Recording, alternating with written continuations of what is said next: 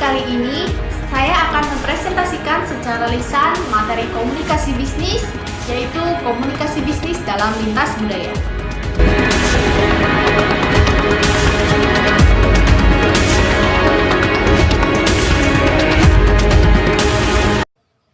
Seperti yang kita ketahui bersama, di era globalisasi sekarang ini, komunikasi lintas budaya menjadi hal paling penting bagi penduduk di seluruh dunia.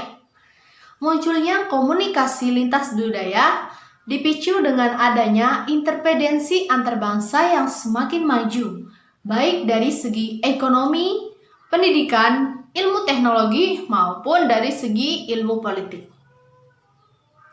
Besarnya perbedaan kultur maupun perbedaan budaya dari orang-orang berkomunikasi yang menyangkut kepercayaan diri, nilai, serta cara berperilaku menjadi latar belakang munculnya komunikasi lintas budaya ini. Sebenarnya, komunikasi lintas budaya apa sih? Ya, komunikasi lintas budaya adalah komunikasi yang terjadi di dalam dunia bisnis, baik komunikasi verbal maupun komunikasi nonverbal yang memperhatikan faktor-faktor budaya yang terjadi di suatu daerah maupun negara tersebut. Pengertian lintas budaya bukan hanya semata-mata budaya asing, melainkan budaya yang sedang terjadi maupun yang sedang berkembang di suatu daerah maupun negara tersebut. Budaya dapat kita artikan sebagai konvensi-konvensi kebiasaan, sikap, dan berperilaku. Pada dasarnya, budaya dapat dimiliki oleh setiap manusia. Hanya saja terdapat perbedaan dan persamaan di aspek tertentu. Komunikasi lintas budaya dapat terjadi di segala situasi. Besarnya perbedaan budaya yang satu dengan budaya yang lain dapat kita lihat dari keunikan masing-masing budaya tersebut. Komunikasi lintas budaya yang efektif adalah komunikasi lintas budaya yang benar-benar paham terhadap pemberdayaan budaya tersebut. Kita sebagai calon maupun yang sudah menjadi pelaku dalam dunia bisnis, tetapi ingin melebarluaskan ekstensi bisnisnya ke suatu daerah maupun negara lain, maka sudah sewajarnya harus memperhatikan adat istiadat yang sedang terjadi di sana. Selain itu, kita juga harus memperhatikan produk-produk apa yang sedang trendy di sana. Bagaimana cara mereka berpakaian juga harus menjadi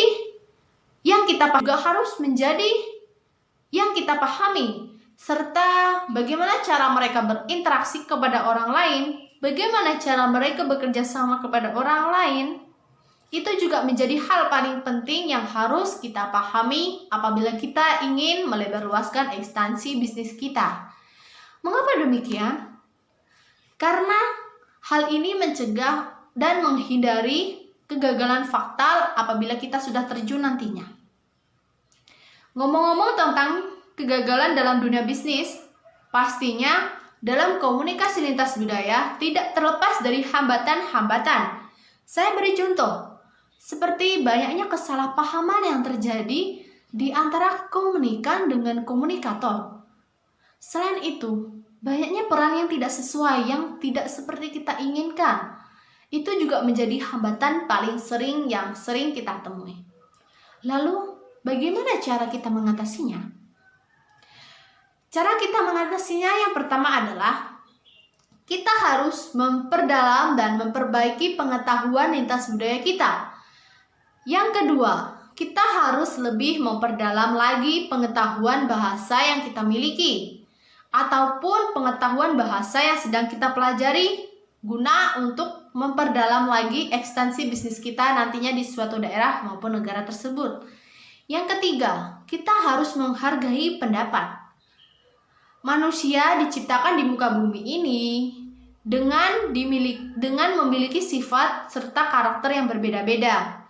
Apabila nantinya kita memiliki perbedaan pendapat, maka sudah sewajarnya kita harus menyelesaikannya secara bersama-sama, seperti dengan cara musyawarah untuk mufakat. Apabila kita nantinya sudah musyawarah dan sudah menentukan hasilnya bagaimana, lalu kita mengambil kesimpulannya secara bersama-sama. Perbedaan itu sebenarnya indah kok apabila kita benar-benar memahami satu sama lain. Berikutnya, kita harus benar-benar memiliki rasa empati. Kita harus memiliki rasa sportif dan rasa tanggung jawab. Dan yang terakhir, yang tidak kalah penting adalah kita harus memahami dan mengenal budaya kita sendiri. Bukan hanya mengenal, tetapi kita harus benar-benar paham budaya maupun budaya yang sedang terjadi di kita. Mengapa demikian? Karena nantinya kitalah yang menjadi orang, yang menjadi pelaku, yang harus memperkenalkan budaya kita kepada orang lain. Nantinya kitalah yang menjadi orang, yang menjadi pelaku, yang harus memperkenalkan budaya kita kepada orang lain. Sekian dan terima kasih dari saya. Sampai jumpa di video berikutnya dan selamat siang dan bye-bye.